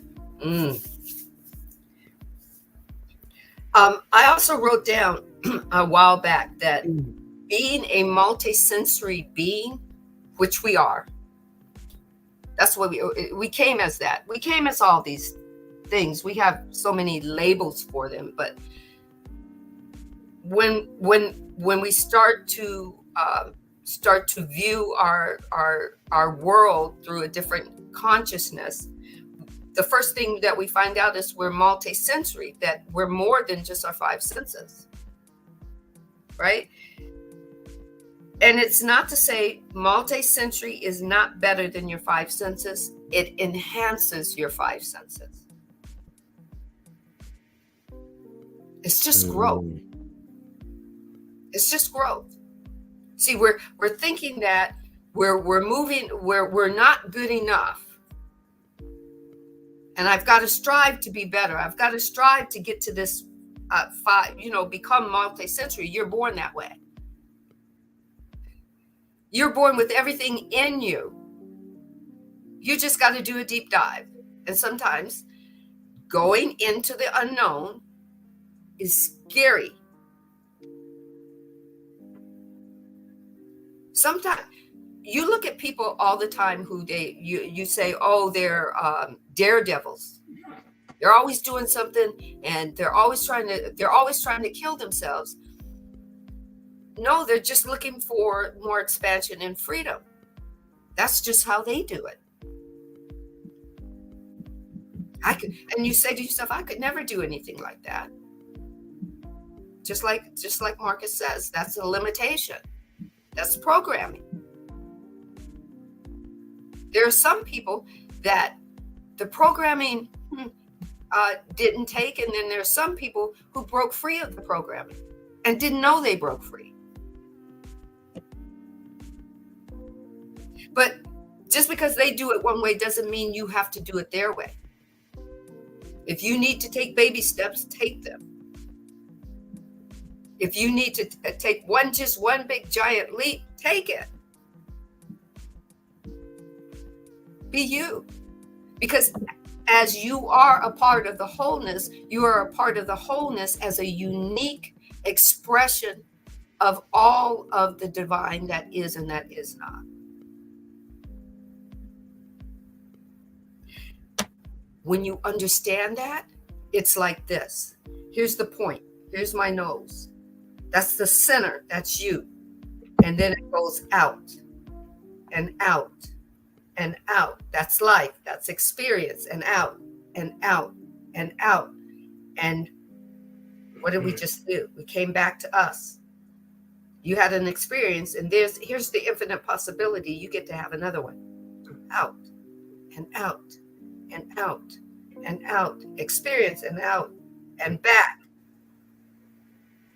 This is you. You're the point. You're the convergence of all that is and that is not, that is experienced in itself and all that it has created. You're the point. My dad told me I would have this pointy nose for a reason. So did anybody respond to the... I think Divine Words Wisdom did. I'm not sure if everybody really caught what I said. Jamal Marshall said yes. And Oh, that was before that. Oh, that was before that? Okay. But either way, we can still do it. Yeah, if you have time, I would love to do it. Hi, Crystal, Penelope. I hope all is well. Yeah, absolutely. Yeah. We can definitely do it. Okay. Well, I'm going to mute because I know sometimes my throat chakra, it releases, and it's been releasing a lot this week. So. All right. We go in. We are about to go in, ladies and gentlemen, as we are about the journey.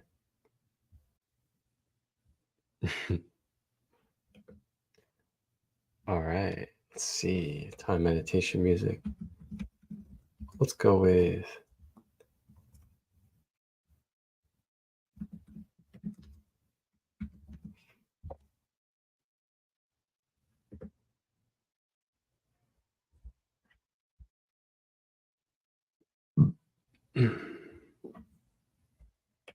There we go. Okay. All right, so everybody go ahead and get comfortable.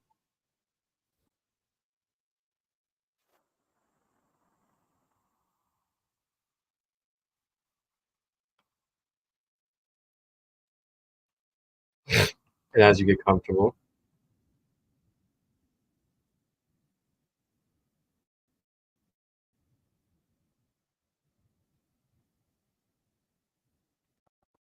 checking in with the back.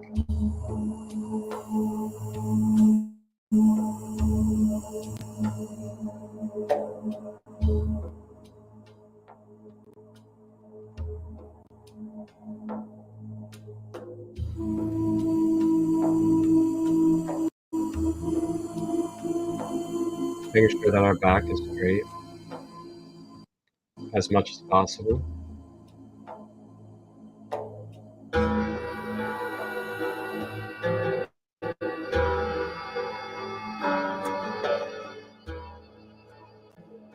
Checking in with the shoulders, making sure that our shoulders are relaxed and released down the sides.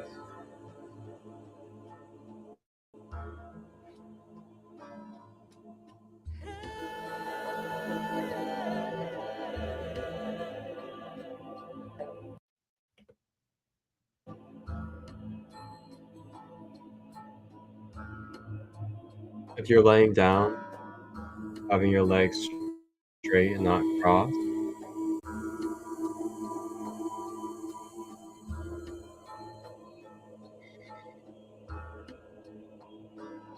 Making our way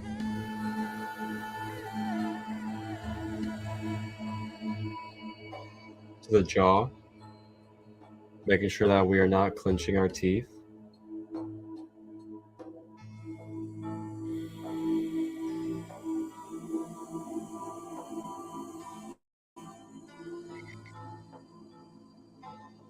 Bringing focus to the breath, breathing in through the nose, drawing the breath all the way down to the earth. Exhaling out of the mouth.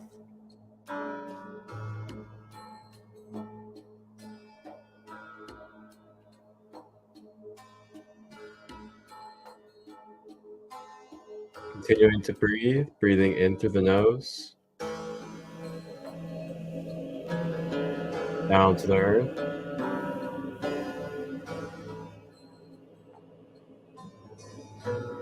Exhaling out of the mouth.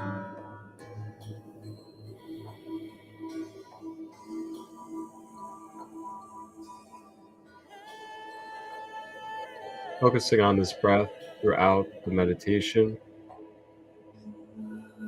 as the breath will move you deeper into your layers,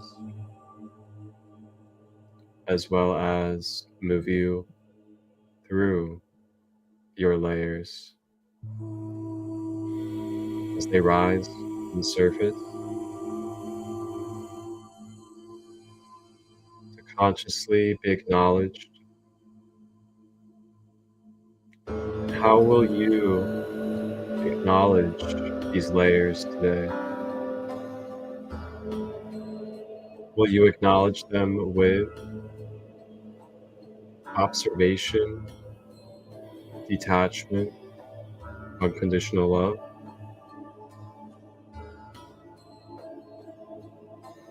Or will we attach to them? Will we resist them?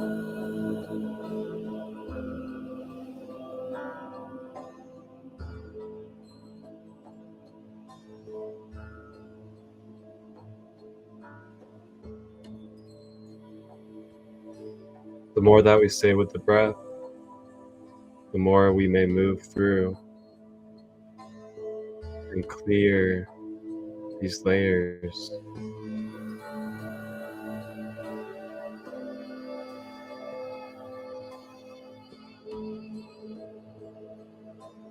So ask ourselves, how seriously do we want to take ourselves in this moment? Do we really want to use this space for what it is made for?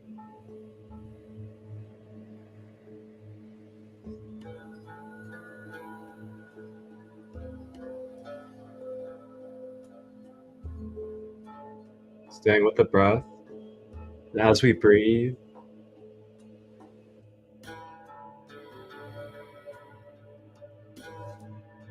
guiding and drawing down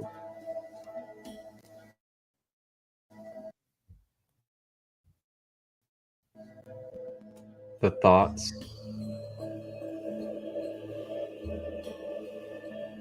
as well as any emotions that may be flowing uncontrollably.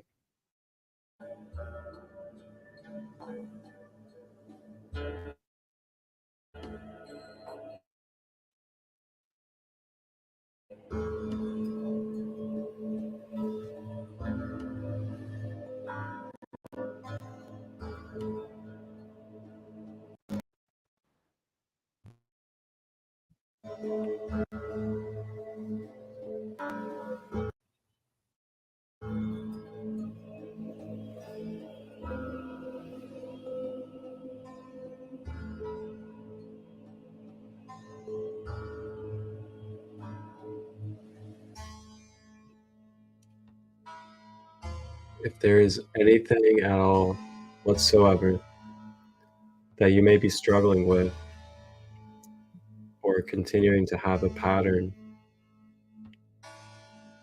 with that you would like to dissolve, you may consciously with your mind bring it forward and acknowledge this energy.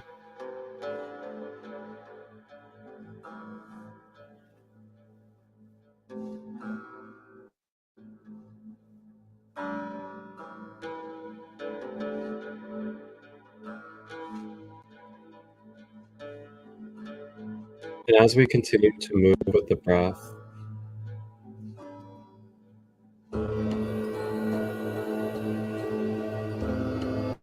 feeling golden flakes, golden specks of light, and shimmering and making its way down onto the body, feeling this radiant, tingly and butterfly-like golden energy begin to sprinkle and dust over our skin like a light rain.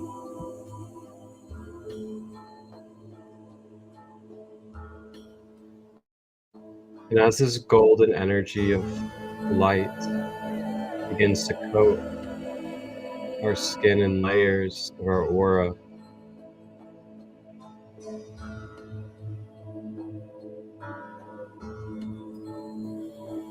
it begins to dissolve any toxins, any impurities,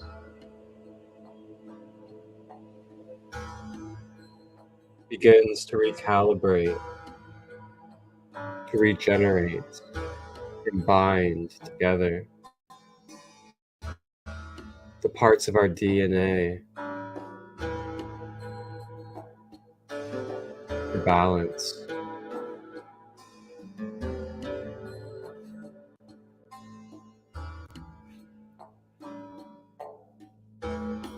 Feeling this golden light make its way down the crown chakra at the top of the head, clearing our connection to the higher dimensions of light,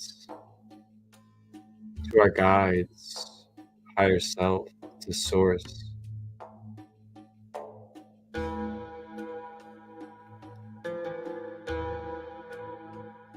The golden flakes of light make its way down the third eye,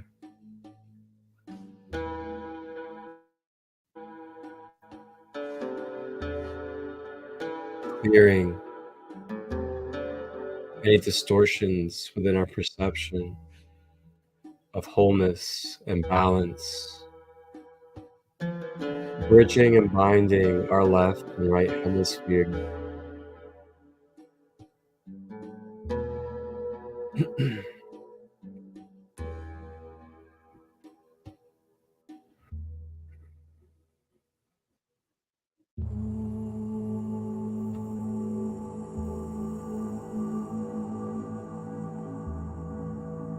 Making its way down to the throat chakra, clearing away any resistance and vulnerability,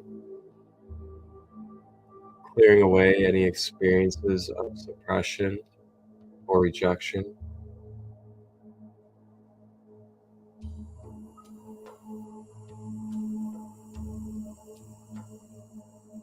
Remembering your value, remember the love and the power of your vulnerability, of your expression, co-creativity. As we continue to make our way down to the heart center, the heart chakra, clearing away any conditions that we have placed upon love, so we may be free energetically in unconditional, ever-flowing love.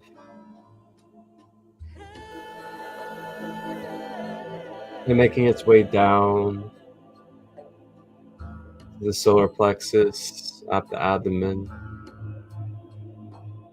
activating this yellow center, shining, expanding, vibrant yellow rays of light. Let go of the second guessing. Let go of feeling like you're not capable. And remember that you may access divine willpower at any moment that you command, that you choose, that you tell yourself, I am going to access my willpower.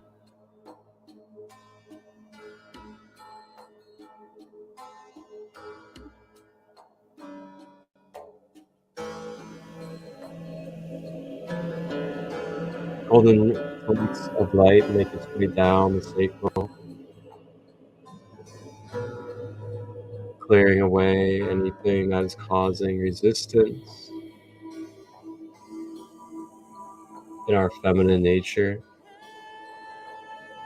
in our ability to feel our emotions.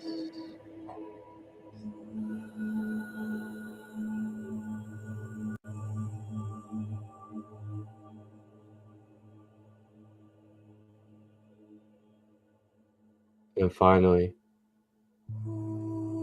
make our way to the base at the root chakra,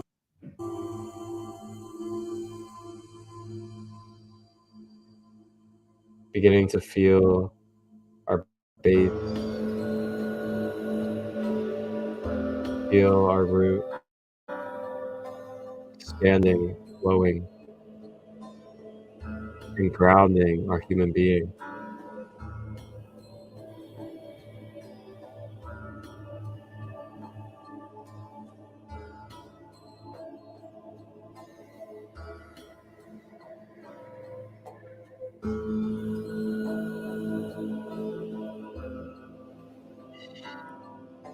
And as we breathe, the golden flakes of light now begin to form a golden shield of light around your aura, around your energy field.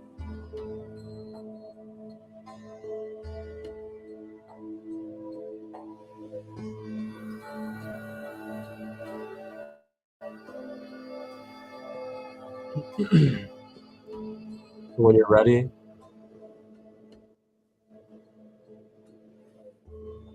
you may return back to your physical body and return back to your environment.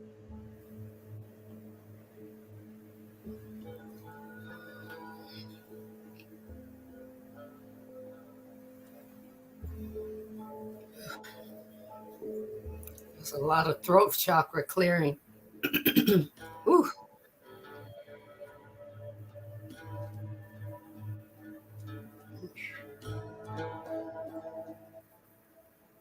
Mm, mm, mm, mm.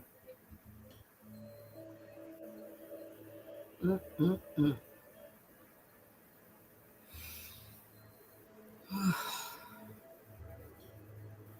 Tu hace Awesome. ma wazi se no kwane e ma wa ata o ata e no hakia no e to ma kwana he se solo ku uche na tate e solo ku atena ala ki shushu no tuku una che shula ku ota e se loku aku ate Bawate si shulaku ate suna atiena. Siluku uchena toku una na ku ate padaku e. Bahagia no shena ta ia toko na te kiku le mihi se loku uta imte ia se. Malaku asia no ko ate e se na tote e se no wa le mihi.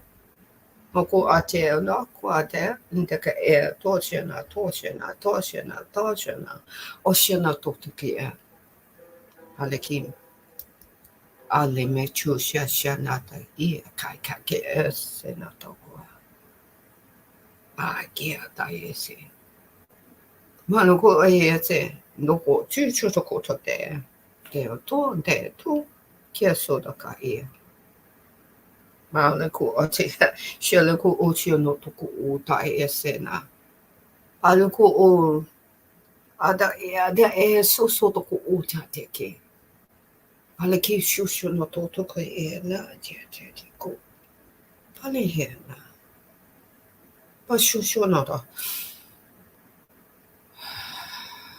Yes, so. Ala ke mo toko a.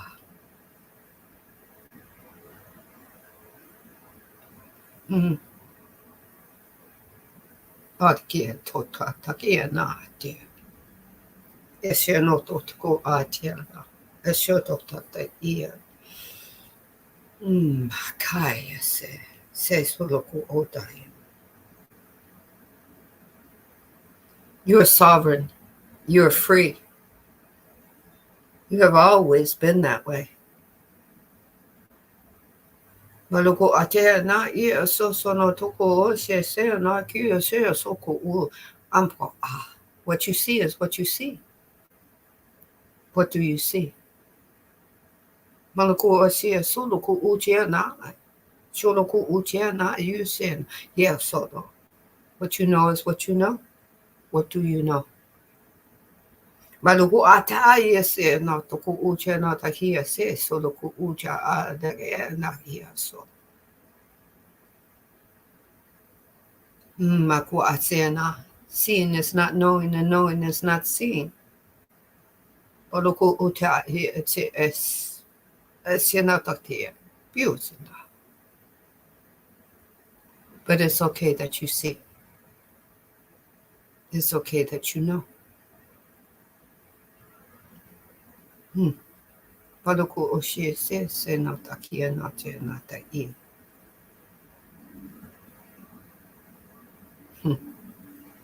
Do you know you?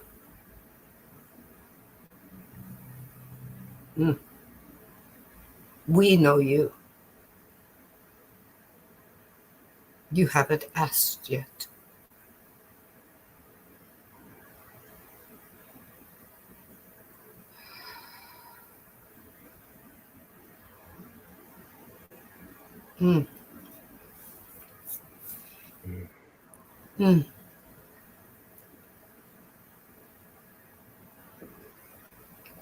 Takes me back to my mom teaching the first Bible verses. Ask, believe, and receive. Divine just wants you to sit down at the seat of that is your higher you and ask an embodying question about you.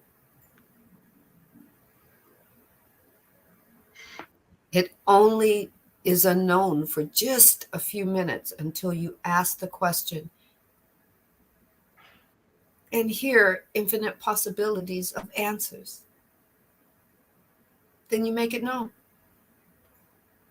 At least a little bit of it. Ra doesn't have all the answers. Ra just gives you a couple of books that lead you to an answer. Take what resonates, leave what doesn't.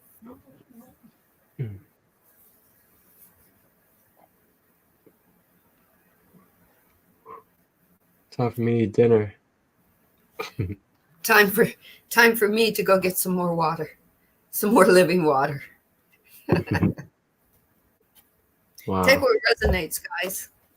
Leave what doesn't.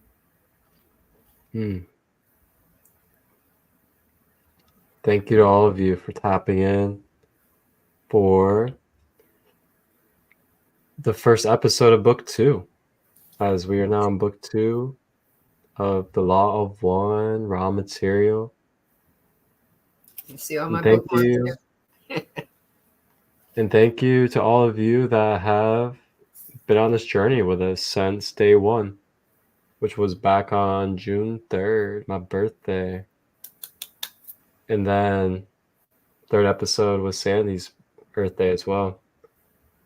So yeah, we're on 2 months strong now of these wonderful Ascending Beyond Limitation podcasts. And I just can't thank you enough to each and every one of you that participate in the comments, add even more life to the party, and share your experiences. It's really beautiful to see. So thank you to each and every one of you. And we'll be back on Wednesday. 10 p.m. Pacific Standard Time. What is that? 1 p.m. Eastern Standard Time. Are you ready to deep dive a little bit more? I hope you will be by then. You'll catch your breath. You'll kind of have a little more room to say, I want more, I want more. We'll be ready. All right, everybody. Thank you again. Take And what remember, resonates, leave what doesn't. and don't forget as well, find space to integrate. Integrate this knowledge up until the next episode and see what it does for you. Be Yep. really interesting. Yep. Put it, use it in real life. That's where you find out if it works, if it doesn't work. There you Or go. you find out, wow, I can be the creator of this information. I can change it. Yes. It's meant to grow and expand you. And growing and expanding is just another way to say changing. Changes. Let's There it is. a little David Bowie, baby. All right. Mhm. Anyway, everybody have a glorious, if it's down under, it's going to be Monday afternoon. If it's Eastern Standard, it's Sunday evening, and it's Sunday. It's kind of late Sunday evening for me, and Mountain Standard and East Central. Everybody's having an evening. Enjoy it. Don't think about Monday until you need to. Be glorious. Wholeness and balanced love. Wholeness and balance. Unconditional love.